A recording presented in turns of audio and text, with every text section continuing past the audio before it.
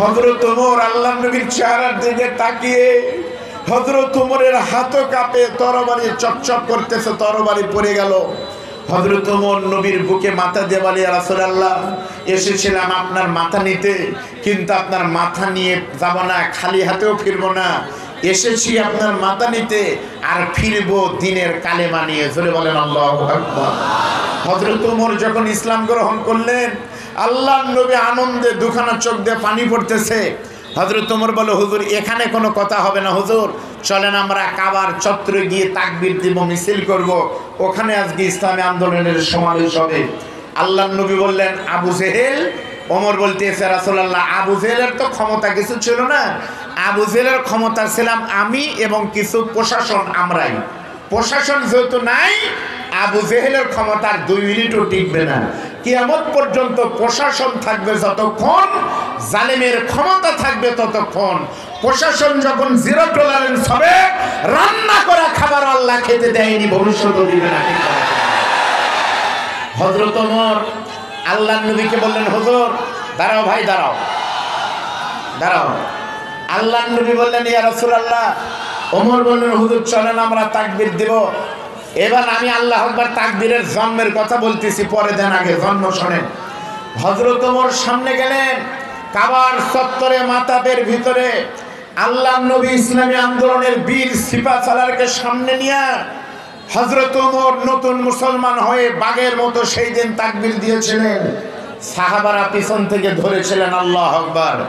1500 বছর আগের সে হারানো তাকবীর আবার বেড়ার মাটিতে যদি ওমরের মতো শুরু করতে হয়, আপনাদের তাকবীর দিতে কোনো অসুবিধা নাই তো? দিবেন তো সবাই? আমরা একটা পরীক্ষা করে নিতে চাই, বাসের ভাই দেখুক, এই বেড়ার লোক যারা, এই অঞ্চলের, এই গ্রামের লোক যারা, তারা দেবেন লিল্লাহি তাকবীর। আর আমার মতো যারা দূর থেকে এসেছেন তারা দেন বাহিরের লোক, লিল্লাহি তাকবীর। এইবারে এক স্লোগান হবে, যে স্লোগানের ধ্বনি আল্লাহর আরশ আজিম পর্যন্ত পৌঁছে দেয়। আমাদের দুর্বলরা সবল হই। একটা তাকবীর দেওয়ার জন্য 2টা হাত তোলেন তো সকলেই ভাই।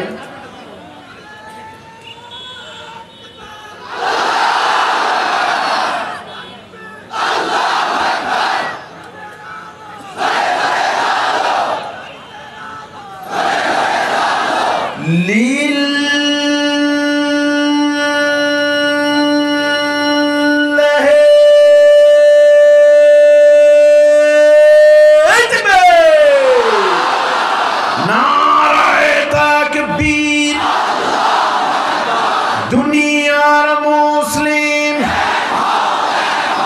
তোমার নেতা আমার নেতা, আল কোরআনের আলো, সংসদে চালো, কোরআন আছে যেখানে, যে দলে কোরআন নাই ওই দলে ভোট নাই। লিল্লাহি তাকবীর। মন খারাপ করলেন? আলহামদুলিল্লাহি নাহমাদুহু ওয়া নাস্তাঈনুহু ওয়া নাস্তাগফিরুহু ওয়া নু'মিনু বিহি ওয়া নাতাওয়াক্কালু আলাইহি ওয়া নাউযু বিল্লাহি মিন শুরুরি আনফুসিনা ওয়া মিন সাইয়্যাতি আ'মালিনা।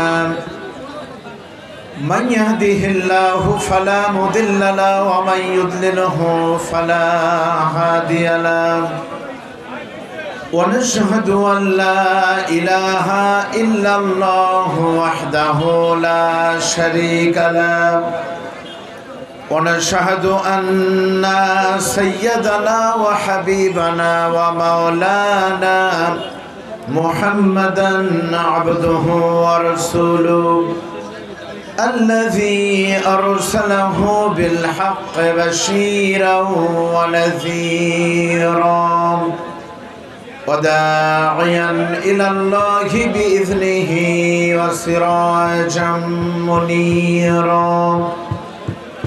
فقد قال الله تعالى في كلامه المجيد وفرقانه الحميد. সবাই প্রাণ খুলে মহব্বতে আল্লাহ পাকের কালাম তারই দেওয়া কণ্ঠ উজাড় করে একসাথে বলুন, আউযু বিল্লাহি মিনাশ শাইতানির রাজীম, বিসমিল্লাহির রাহমানির রাহিম। ওয়ালাকাদ খালাকনাল ইনসানা মিন সুলালাতিন মিন তিন সুম্মা জাআলনাহু নুতফাতান ফি ক্বরারিম মাকিন। ইন্নাল্লাহা ওয়া মালাইকাতাহু ইউসাল্লুনা আলান নাবী ইয়া আইয়ুহাল্লাযীনা আমানু সাল্লু আলাইহি ওয়া সাল্লিমু তাসলিমা। আল্লাহুম্মা সাল্লি আলা مولانا محمد وعلى آله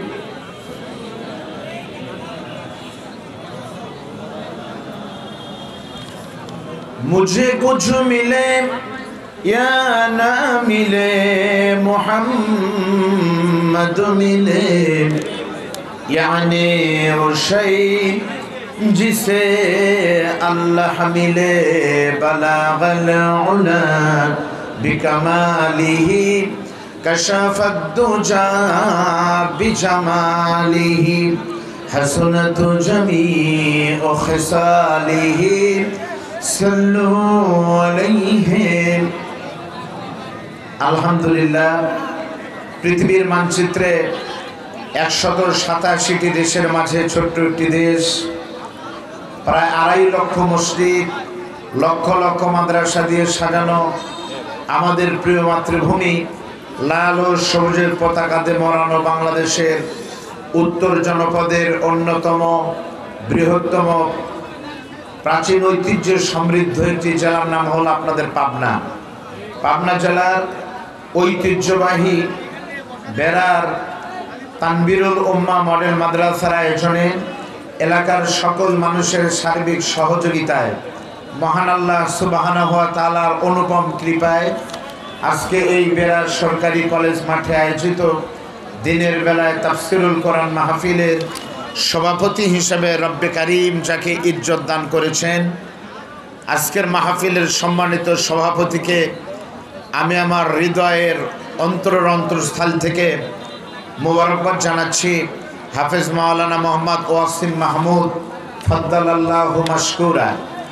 আজকের মাহফিলে সম্মানিত অতিথি হিসাবে যারা মঞ্চে উপবিষ্ট রয়েছেন, আপনাদের সকলের সুপরিচিত, কিছু জিনিসের পরিচয় দিতে হয় না, নিজেরাই প্রাণ। ঠিক তেমনি কিছু মেহমান এখানে উপস্থিত, পাবনা ইসলামী আন্দোলনের বীর সেপার সালার অঞ্চলের রাহাবার।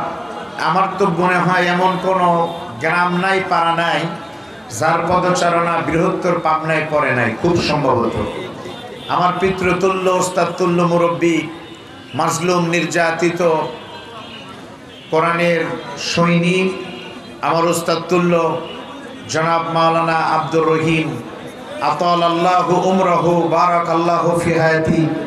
আল্লাহ পাক বর্ষে এনে মুরব্বীর হায়াতের ভিতরে বরকত দান করুন। আমির তো এ পাবনা অঞ্চল নয়, ইসলামী আন্দোলনের সারা পৃথিবীর বীর সিপাহ সালার, যিনি সাথের মাটিতে ঘুমিয়ে আমাদেরকে অনুপ্রেরণা জাগাচ্ছেন, আমিরে জামাতের যোগ্য উত্তরসূরি হিসাবে আল্লাহ তাকে কবুল করুন, বলেন আমিন। মঞ্চভূমিষ্ঠ এই মুহূর্তে জনাব আলহাজ মোহাম্মদ ফজলুর রহমান ফকির উপস্থিত, হয়তো থাকবেন ভিপি মোহাম্মদ শামসুর রহমান। এই মুহূর্তে আমার বাম হাতে বসা আপনাদের সকলের সুপরিচিত অত্র অঞ্চলের গণমানুষের প্রিয় মুখ, বিশিষ্ট চিকিৎসক, ইসলামী চিন্তাবিদ বাংলাদেশ জামাত ইসলামী কেন্দ্রীয় মজলিসের শূরার সম্মানিত পাবনা কেন্দ্রীয় সদস্য, পাবনা জেলা কর্ম পরিষদ সদস্য, শ্রদ্ধাভাজন বড় ভাই জনাব ডাক্তার আব্দুল মাসেদ খান মহোদয়। এখানে উপস্থিত থাকবেন মাওলানা মুখলিসুর রহমান, আমির সাথী উপজেলা।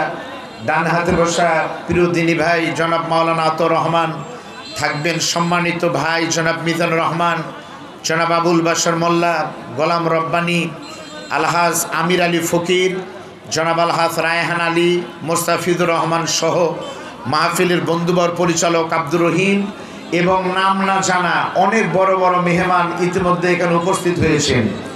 একটু পরে যিনি আপনাদের মাঝে সশরীরে উপস্থিত হবেন, এই সময়ের সারা পৃথিবীতে সারা জাগানো মুফাসসিরে কোরআন, নন্দিত মুফাসসির, মাজলুম আলেমে দ্বীন মুফতি মাওলানা আমির হামজা আমার সঙ্গে কথা হয়েছে। অল্প কিছুক্ষণের ভিতরেই আপনাদের স্টেজে চলে আসবেন ইনশাআল্লাহ।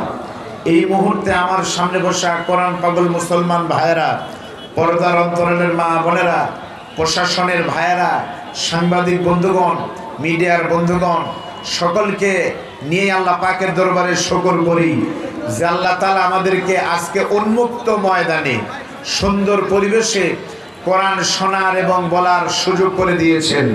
এটি নিঃসন্দেহে আল্লাহ পাকের দয়া। এই দোয়ার শুকরের কারণে আমরা খুশি না বেজার? জোরে বলেন, সত্যি কি খুশি? কম না বেশি? তাহলে মুখে নিয়ে হাসি, উঁচু করে কাল্লা, জোরে সরে জবান খুলে একবার বলেন সুবহানাল্লাহ। দুরূদ এবং সালাম পেশ করছি বিশ্ব মানবতার মুক্তির মহান দূত, যে নবী আমাকে শিখিয়েছেন কেমনে ভাত খেতে হয়, যে নবী শিখিয়েছেন কেমনে টুপি পরতে হয়, যে নবী শিখিয়েছেন কেমনে স্ত্রীর সাথে আচরণ করতে হয়, যে নবী শিখিয়েছেন কেমনে অর্থনীতির চর্চা করতে হয়, যে নবী শিখিয়েছেন কেমনে ইসলামী আন্দোলন করতে হয়, সে প্রিয় নবী প্রিয় রাহবারকে স্মরণ করি। আমরা সকলে বলি সাল্লাল্লাহু আলাইহি ওয়াসাল্লাম। ভাইরা আমার, আপনারা সকলে কেমন আছেন? আরবিতে একটা কথা আছে, কুল্লু জাদিদিন লাযিজুন, প্রত্যেকটি নতুন জিনিসের আকর্ষণ বেশি, নতুন খাবার স্বাদেও ভালো লাগে। তা আমি আব্দুল বারী রশিদে আপনাদের সামনে নতুন না পুরাতন? আমি এখানে বেড়াতে আমাইকলা এসেছিলাম, সাথের ভিতরে বোয়ালমারি, কামিল মাদ্রাসা, পদ্মবিলা, কুমিরগাড়ি, হাসানপুর, ওই মনোমতপুর, খেতুপাড়া, হারিয়া কাহন বিভিন্ন মাহফিল করেছি। নতুন পুরাতন বলে কোনো কথা না। আমার তো মনে হচ্ছে আমি নিজেও জানতাম না মাহফিল এইরকম হবে। কেন আজকের মাহফিল আমার এইটুক মনে হচ্ছে সাথিয়া বেরাবাসীর কোরআনের মাহফিল হচ্ছে না। কোরআনের কারণে, আমির হামজার আগমনের কারণে ইসলামী আন্দোলন এবং ইসলাম প্রিয় মানুষের মিলন মেলা এখানে হচ্ছে। ধরে বলেন কথা ঠিক না ঠিক? এখানে আমার মুরব্বী আছেন বগুড়া অঞ্চলের, আমারও দায়িত্বশীল। উনি জানে আমাদের বগুড়াতে বছরে একটা সময় হয় জামাই মেলা হয়। ওই মেলাতে যত জামাই আছে বংশের সব জামাইয়ের সম্মেলন হয়। আজকে বেড়ায় গত 15 বছর যে ভাইদের সাথে দেখা হয়নি, আজকের এই মাহফিলের মাধ্যমে কোরআন পাগল ভাইদের বুকে টানার একটা সম্মিলন শুরু হয়েছে। জোরে বলেন কথা ঠিক না ঠিক? এ জোয়ার আল্লাহর কোরআনের। আমরা আলোচনা করব কোরআনের। আমি গুনাহগারের নাম বাদ দেন, আমির হামজা কেন সারা পৃথিবীর সমস্ত বক্তা বক্তব্য দিয়ে, লেখক লেখনের মাধ্যমে, গায়ক গায়কের গানের মাধ্যমে কোরআনের আলোচনা কিয়ামত পর্যন্ত শেষ হবে না, এই কমিটমেন্ট আল্লাহর। সরে বলেন কথা ঠিক না ঠিক? আল্লাহ রাব্বুল আলামিন বলেন, قُلْ لَوْ كَانَ الْبَحْرُ مِدَادًا لِكَلِمَاتِ رَبِّي لَنَفِدَ الْبَحْرُ قَبْلَ أَن تَنفَدَ كَلِمَاتُ رَبِّي وَلَوْ جِئْنَا بِمِثْلِهِ مَدَدًا। আপনার এখানে অর্ধেক মানুষ আল্লাহ আকবার জোরে বলেননি, কারণ কি বলেন তো? আল্লাহ আকবার স্লোগান বললে কি কোনো লস হবে ভাই? এই স্লোগান কিন্তু আপনারই সম্পদ, আমাদেরই সম্পদ এই স্লোগান। অনেক সময় আমরা মাহফিলে গেলে আমাদেরকে বলে দেয়, হুজুর রাজনৈতিক ওয়াজ এবং রাজনৈতিক স্লোগান দিবেন না। রাজনৈতিক স্লোগান কি? লিল্লাহি তাকবীর, আল্লাহু আকবার। এটা রাজনৈতিক স্লোগান যারা বানিয়েছিল, আমি পড়াশোনা করে দেখলাম সত্যি এটা রাজনৈতিক স্লোগানই, সত্যই। এই স্লোগানের ফাউন্ডারকে আপনারা জানেন। এখানে আল্লাহ নবী যখন মক্কায় কালেমার দাওয়াত দেন গোপনে 3 বছর, বের হলেই হামলা, বের হলেই মামলা, জানতে পারলেই গ্রেপ্তার, শুরু হলেই পুলিশের নির্যাতন। মক্কায় যখন শুরু হলো, আল্লাহ নবী একদিন দারে আরকাম, সাফা পাহাড়ের উপরে আরকামের বাড়িতে, যেমন এই অঞ্চলের ইসলামী আন্দোলনের ভাইদের জায়গায় একটা অসুস্থ হলে আব্দুল বাসেদ ভাইয়ের চেম্বার নিচতলা, আর খাওয়ার দরকার হলে পরে বাসেদ ভাইয়ের বাসা উপরতলা, তাই না? ওই রকম আরকামের বাসা ছিল ইসলামী আন্দোলনের ঘাঁটি। আল্লাহ নবী আরাম ফরমাচ্ছেন সাহাবীদের নিয়ে মিটিং করবেন, কোরআনের দাওয়াত দিবেন। কে যেন আবু জেলকে বলে দিয়েছে ওখানে মিটিং চলতেছে, নবীর মিটিং। আবু জেল আবার ওমরকে বললেন, খাত্তাবের ছেলে ওমর। হযরত ওমর জানতে পেরে বড় তরবারি নিয়ে নিয়ত করেছে আজকে যা হয় হবে। তরবারি নিয়ে উন্মুক্ত ময়দানে যখন নবীর শিরচ্ছেদ করার জন্য আসতেছে, সাহাবারা দূর থেকে দেখতেলেন ওমর আসতেছে। নবীর চাচা আমির হামজা আল্লাহ নবীকে গিয়ে বলতেছে, বাবা আজকে আমাদের বাঁচা নাই। আল্লাহ নবী শোয়া মানুষ বসলেন, বসা মানুষ ওমর আসলেন। আল্লাহ নবী দাঁড়িয়ে গিয়ে হযরত ওমরকে কাছে নিয়ে বললেন, ওমর আল্লাহকে আমার দোয়া কবুল করবে না? তোমাকে কি ইসলামে আল্লাহ কবুল করবে না? হযরত ওমর কোনোদিন আল্লাহ নবীকে এত কাছে থেকে কোনোদিন দেখেন নাই। নবীর চেহারার যে নূর, শামাইলে তিরমিজিতে বাবে মা জা ফি খলকি রাসূলিল্লাহি সাল্লাল্লাহু আলাইহি ওয়াসাল্লামের বাবে একটা হাদিস আছে। হযরত জাবির বিন সামুরা বলেন, একদিন পূর্ণিমার রাতে মদিনাতে আল্লাহ নবী রাতের বেলায় ঘুরতেছে। আমি দেখলাম দূর থেকে, একবার চাঁদের দিকে দেখি, একবার নবীর দিকে দেখলাম। আমার কাছে মনে হলো ফালা হুয়া ইনদি আহসানু মিনাল কমার, আকাশের পূর্ণিমার চাঁদের থেকেও আমার নবী আরো সুন্দর। জোরে বলেন সুবহানাল্লাহ। হযরত ওমর আল্লাহ নবীর চেহারার দিকে তাকিয়ে, হযরত ওমরের হাতও কাঁপে, তরবারি চপচপ করতেছে, তরবারি পড়ে গেল। হযরত ওমর নবীর বুকে মাথা দিয়ে বলে, ইয়া রাসূলুল্লাহ এসেছিলাম আপনার মাথা নিতে, কিন্তু আপনার মাথা নিয়ে যাব না, খালি হাতেও ফিরবো না, এসেছি আপনার মাথা নিতে, আর ফিরবো দিনের কালেমা নিয়ে। জোরে বলেন আল্লাহু আকবার। হযরত ওমর যখন ইসলাম গ্রহণ করলেন, আল্লাহ নবী আনন্দে দুখানা চোখ দিয়ে পানি পড়তেছে। হযরত ওমর বলে, হুজুর এখানে কোনো কথা হবে না, হুজুর চলেন আমরা কাবার চত্বরে গিয়ে তাকবীর দিব, মিছিল করব, ওখানে আজকে ইসলামী আন্দোলনের সমাবেশ হবে। আল্লাহ নবী বললেন, আবু জেহেল। ওমর বলতেছে, রাসূলুল্লাহ আবু জেহেলের তো ক্ষমতা কিছু ছিল না, আবু জেহেলের ক্ষমতা ছিলাম আমি এবং কিছু প্রশাসন, আমরাই। প্রশাসন যেহেতু নাই, আবু জেহেলের ক্ষমতার 2 মিনিটও টিকবে না। কিয়ামত পর্যন্ত প্রশাসন থাকবে যতক্ষণ, জালেমের ক্ষমতা থাকবে ততক্ষণ। প্রশাসন যখন 0 টলারেন্স হবে, রান্না করা খাবার আল্লাহ খেতে দেয়নি, ভবিষ্যতেও দিবে না। হযরত ওমর আল্লাহ নবীকে বললেন, হুজুর দাঁড়াও ভাই, দাঁড়াও দাঁড়াও। আল্লাহ নবী বললেন, ইয়া রাসূলুল্লাহ।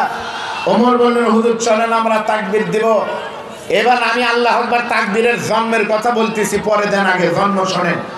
হযরত ওমর সামনে গেলেন, কাবার চত্বরে মাতাবের ভিতরে আল্লাহ নবী ইসলামী আন্দোলনের বীর সিপাহসালারকে সামনে নিয়ে হযরত ওমর নতুন মুসলমান হয়ে বাঘের মতো সেই দিন তাকবীর দিয়েছিলেন। সাহাবারা পিছন থেকে ধরেছিলেন আল্লাহু আকবার। 1500 বছর আগের সে হারানো তাকবীর আবার বেড়ার মাটিতে যদি ওমরের মতো শুরু করতে হয়, আপনাদের তাকবীর দিতে কোনো অসুবিধা নাই তো? দিবেন তো সবাই? আমরা একটা পরীক্ষা করে নিতে চাই, বাসেদ ভাই দেখুক, এই বেড়ার লোক যারা, এই অঞ্চলের লোক, এই গ্রামের লোক যারা, তারা দেবেন লিল্লাহি তাকবীর। আর আমার মতো যারা দূর থেকে এসেছেন তারা দেন বাহিরের লোক, লিল্লাহি তাকবীর। এইবারে এক স্লোগান হবে, যে স্লোগানের ধ্বনি আল্লাহর আরশ আজিম পর্যন্ত পৌঁছে দেয়। আমাদের দুর্বলরা সবল হই। একটা তাকবীর দেওয়ার জন্য 2টা হাত তোলেন তো সকলেই ভাই।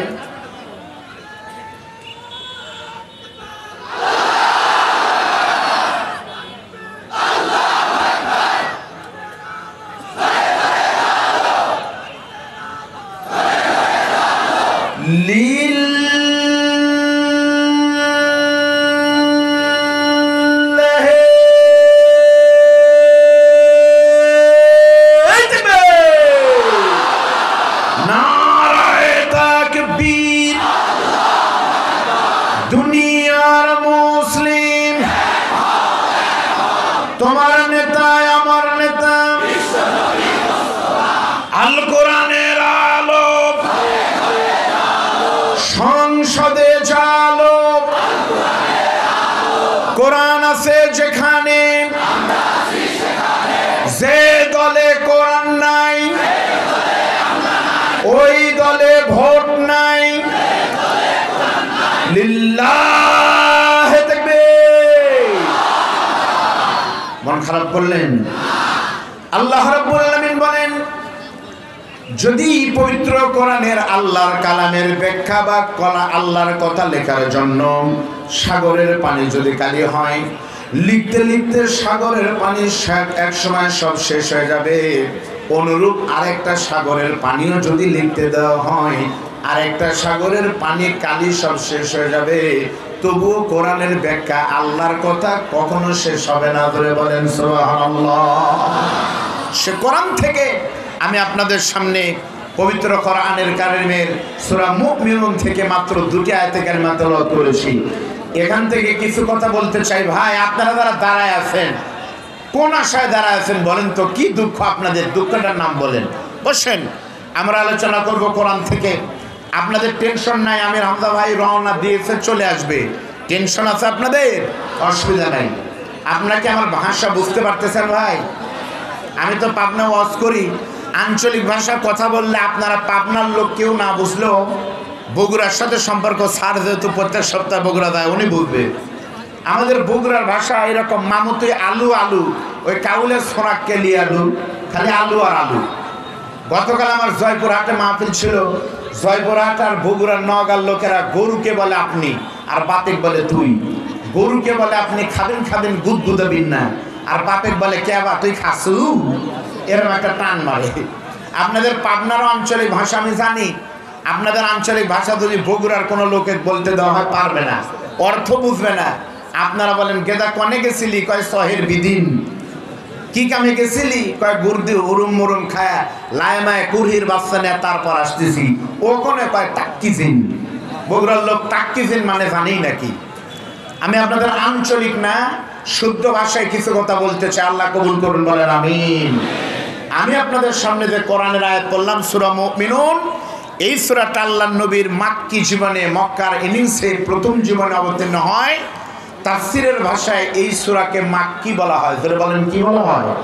পবিত্র কোরআনের 114টা সূরার ভিতরে এই সূরার সিরিয়াল নম্বর 23 নম্বর। এই সূরার 12 নম্বর আয়াতে আল্লাহ পাক এভাবে বলছেন, ওয়ালাকাদ খালাকনাল ইনসানা মিন সুলালাতিন মিন তিন। আর অবশ্যই আমি মানুষকে মাটির নির্যাস দিয়ে তৈরি করেছি। এখানে আলেম ওলামা আছেন, লাম একটা তাকিদ, কদ একটা তাকিদ, দুটো তাকিদ আল্লাহ বলছেন। আর অবশ্যই আমি মানুষকে মাটির নির্যাস দিয়ে তৈরি করেছি। সুম্মা জাআলনাহু নুতফাতান ফি করারিন মাকিন। অতঃপর আমি তাকে শুক্রবিন্দু রূপে স্থাপন করেছি একটি সুরক্ষিত দুর্গে। করারিন মাকিন শব্দের মেডিকেলের ভাষায়, ডাক্তার ভাইদের ভাষা হলো আইসিইউ এর ভিতরে, ইন্টেনসিভ কেয়ার ইউনিটে, যেখানে কোনো রোগ হয়নি সেখানে আমাকে রাখলেন। তারপর আল্লাহ কিভাবে এক ফোঁটা শুক্রাণু থেকে, বীর্য থেকে কেমনে আল্লাহ তিলে তিলে আমি আব্দুল বারী রশিদিকে বানালেন, আপনাকে বানালেন, সে কথা আল্লাহ তাআলা বলছেন। প্রথম কথা হলো আমরা আলোচনা করব, আল্লাহ বলতেছে আমি মানুষকে মাটির নির্যাস দিয়ে তৈরি করেছি। আপনাদের সকলকে বলতে হবে, আমাদেরকে আল্লাহ কি দিয়ে বানাইছে? সবাই বলেন আমরা কিসের তৈরি? বলেন তো, জিন কিসের তৈরি? আগুনের। ফেরেশতা কিসের তৈরি? তাহলে আমি কি ভুলই করতেছি নাকি? আপনারা তো সব জানেনই, জানাওয়াজ। আপনারা বললেন মানুষকে আল্লাহ মাটি দিয়ে বানাইছে, মিথ্যা কথা। মাটি না, মাটির নির্যাস। নির্যাস শব্দের অর্থ কি? নির্যাস শব্দের অর্থ হলো মাটির উপাদান। রমজান মাসে আপনারা রোজা আসলে দেখবেন হামদারদের একটা জিনিস সাথে নাম হলো রুহ আফজা। একটু পর পর টিভিতে বিজ্ঞাপন দেয়, সারাদিনের ক্লান্তি দূর করে, এক চুমুতেই নিঃশ্বাসে প্রশান্তি আনে, রুহ আফজা হামদাদের অনন্য উপহার। বলে না? রুহ আফজার ভিতরে 12 রকম ফল আছে। আপনি বলেন তো, রুহ আফজার ভিতরে আপেল আছে, কিন্তু আপনি যখন রুহ আফজার শরবত খাবেন তখন আপেলের পাতা পাবেন, আপেলের বিচি পাবেন। তার মানে স্বাদ আছে, জিনিস নাই। মানুষের শরীর কেটে গেলে রক্ত বের হয়, গোস্ত বের হয়, কিন্তু মাটি বাড়ায় না। আল্লাহ বলে মাটি নাই পাগল, মাটির নির্যাস রয়েছে। দুই ধরনের প্রমাণ। প্রথম হলো the scientific miracles in the holy কোরআন।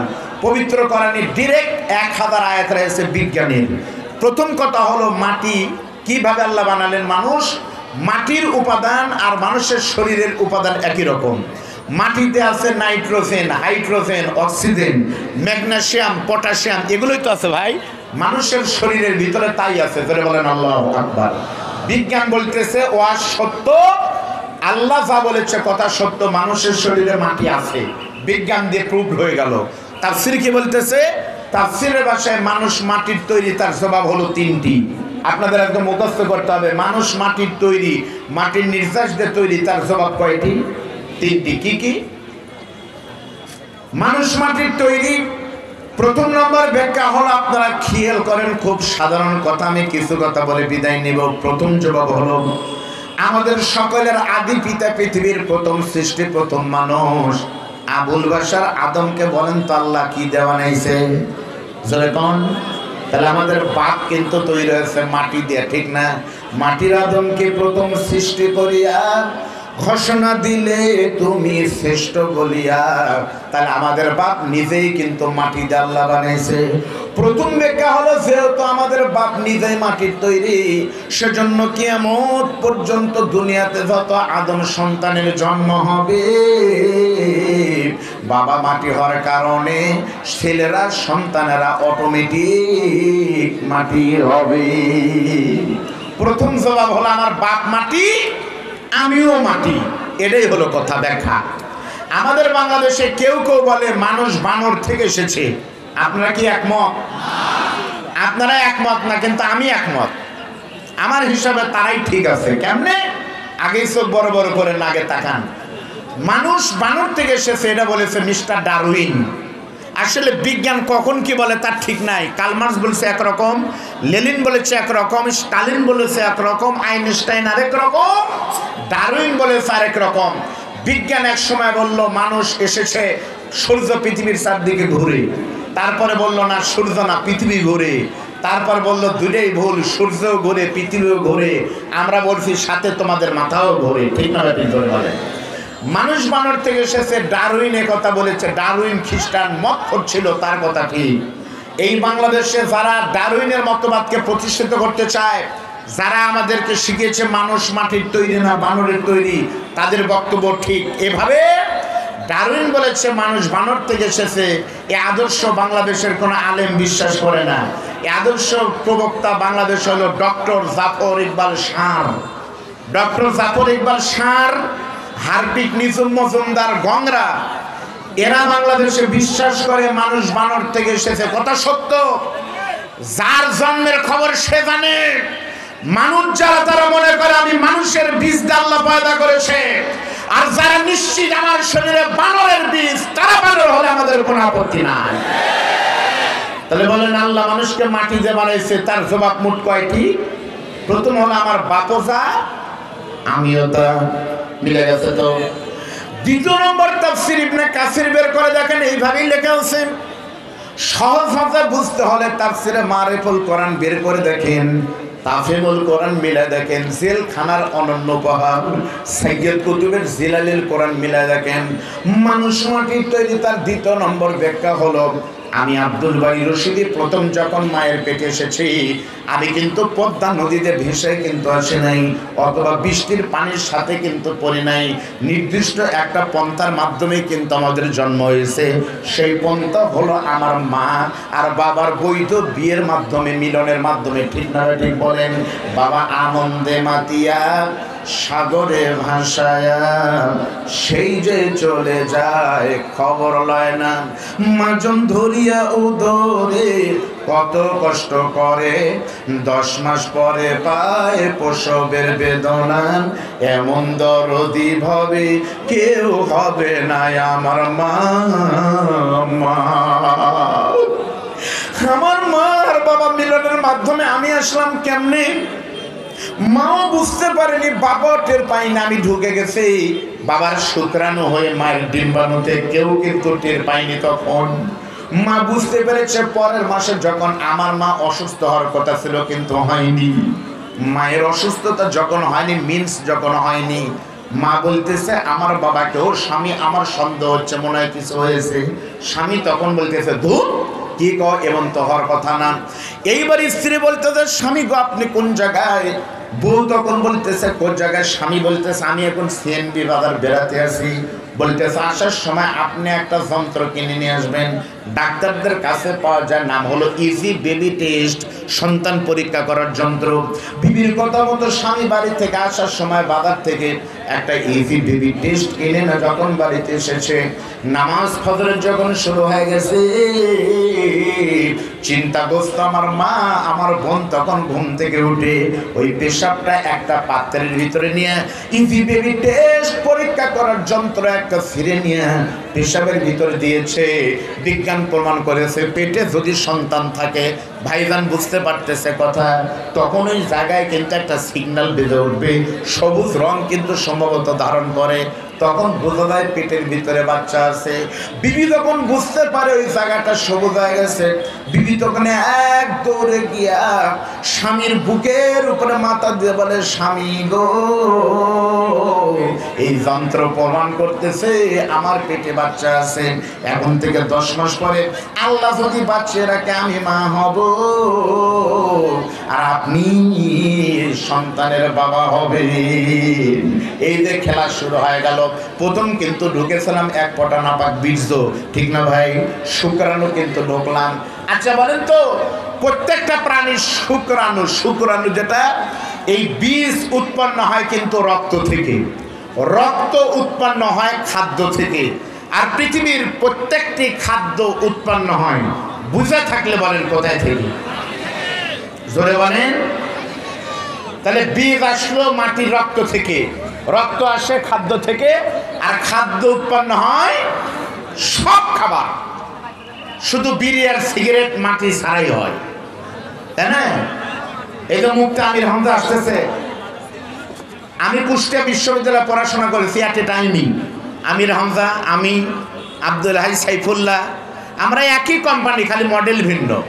কোম্পানির নাম কি এখন বলতে আর সমস্যা নাই, কোম্পানি হলো এই মুরব্বীদের রেখে আসার জিনিসে আমরা ছিলাম, আলহামদুলিল্লাহ।